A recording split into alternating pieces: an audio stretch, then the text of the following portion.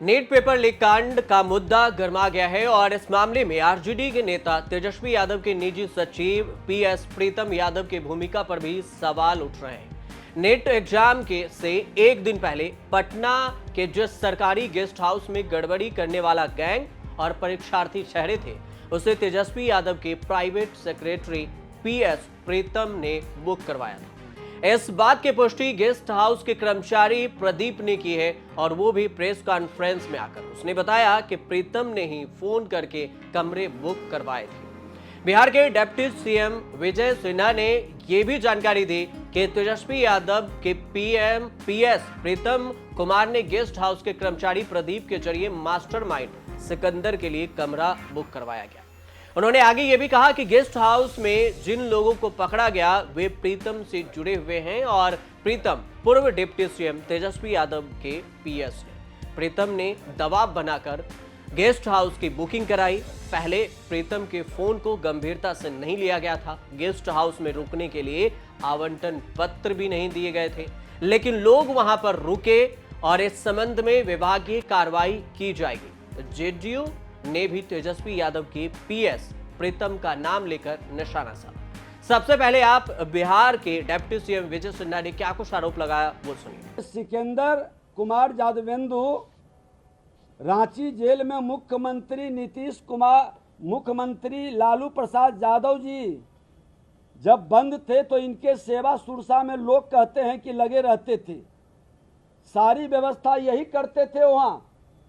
और ये सिंचाई विभाग के, जैसा कि बताया है कि ये सिंचाई विभाग में ये है जो सोशल मीडिया में आप लोग का चल रहा है, और इनको नगर विकास विभाग में किसने लाया और एक जगह दानापुर से लेके कई जगह का प्रभार किसने दिया, ये पूरे मामले में कैसे उनके घर से लेके बाहर तक एकाधिकार प्राप्त किए हुए थे श्रीमान लालू प्रसाद यादव और तेजस्वी यादव जी के घर से बाहर तक की इनकी पहुंच। तेजस्वी से आर्थिक अपराध इकाई जांच करे, पूछताछ करे तो और विषय स्पष्ट होगा कि ये पेपर लीक में किन किन लोगों का संलिप्तता है और कौन कौन लोग संरक्षित कर रहे हैं। क्या आप मान रहे हैं कि पेपर लीक है? मैं जो उन्होंने नेता प्रतिपक्ष ने ही ये विषय को कहा था कि पेपर लीक हुआ, उनका बयान कई दिनों से आ रहा है, उन्होंने ही ना मांग किया है। तो मैं यही तो जानना चाहता हूं कि जो ये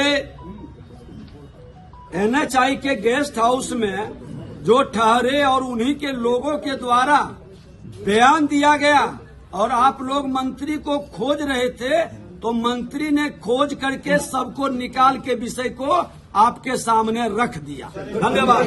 प्रीतम कुमार 52 साल के हैं, बिहार प्रशासनिक सेवा के अधिकारी हैं और अगस्त 2022 में उन्हें नई जो प्रमोशन मिली थी उसमें तेजस्वी यादव का निजी सचिव पीएस बना दिया गया। प्रीतम के पिता का नाम सुभाष चंद्र निराला है।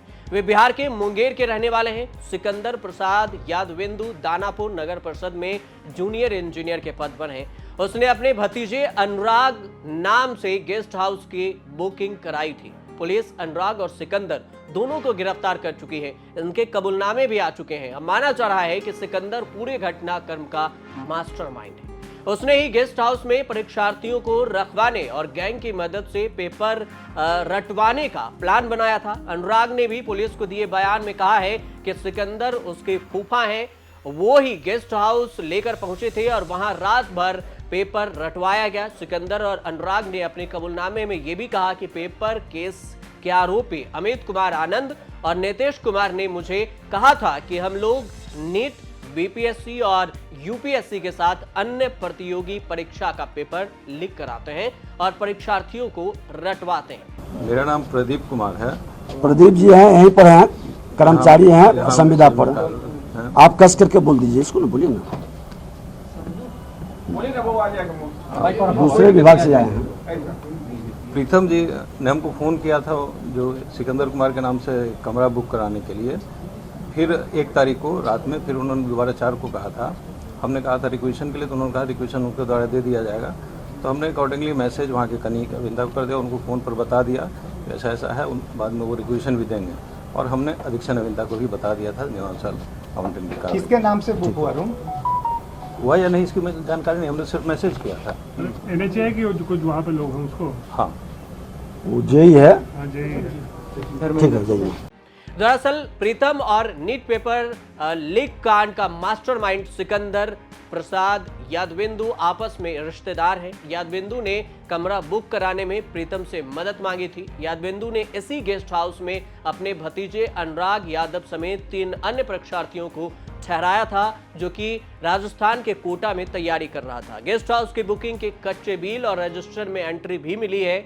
ये गेस्ट हाउस पटना के चिड़ियाघर और पटना हवाई अड्डे के पास स्थित है। NHAI के गुलजार बाग डिवीजन में पड़ता है। गेस्ट हाउस के बिल बुक में एक मंत्री जी का भी जिक्र किया गया है, हालांकि नाम उजागर नहीं किया गया। परीक्षार्थी जो है अनुराग यादव के नाम आगे ब्रैकेट में मंत्री भी लिखा हुआ था। कर्मचारी ने यह भी बताया है कि उनके बारे में पहले कोई जानकारी नहीं थी। डिप्टी सीएम विजय सिन्हा ने परीक्षार्थियों को आश्वासन दिया है कि जो भी दोषी होंगे उनके खिलाफ कार्रवाई की जाएगी। हालांकि NHAI का ये गेस्ट हाउस केंद्र सरकार से संबंध नहीं है, ये राज्य सरकार के पथ निर्माण विभाग का इंस्पेक्शन बंगला है। राज्य के पक्ष निर्माण विभाग द्वारा NHK के निरीक्षण से जुड़े अधिकारियों और अन्य सुविधाओं को लेकर इस तरह के गेस्ट हाउस का निर्माण जगह जगह पर करवाई जाती है।